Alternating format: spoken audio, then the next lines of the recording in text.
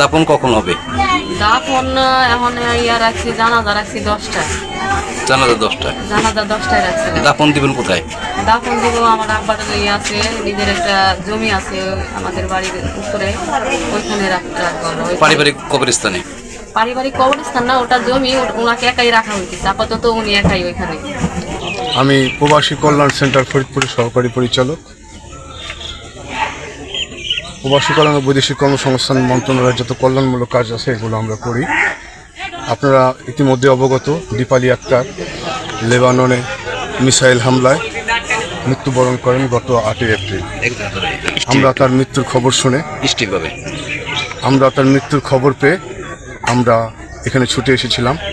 আমরা তখন তাদের শোক সন্তপ্ত পরিবারকে সমবেদনা জানিয়েছিলাম। এখন আজকে ভোরে দীপালি আক্তার মৃতদেহ এসেছে, আমরা এসেছি। আমরা দূতাবাসের সাথে সবসময় যোগাযোগ রেখে আমরা মৃতদেহটা আনার ব্যবস্থা করেছি। ইতিমধ্যে আপনারা জানেন বিমানবন্দর থেকে পরিবহন ও দাফন বাবদ আমরা 35,000 টাকা চেক দিয়েছি, পরিবহন অ্যাম্বুলেন্স সেবা দিয়েছি। পরবর্তীতে মৃতের পরিবারকে ওয়েদানার্স কল্যাণ বোর্ড থেকে 3 লক্ষ টাকা দেওয়া হবে। তার মরদেহটি খুব দ্রুততম সময়ের মধ্যে দেশে নিয়ে আসছে এবং আজকে নিয়ে আসা হয়েছে এবং কিছুক্ষণ পরের মধ্যে দাফন সম্পন্ন হবে।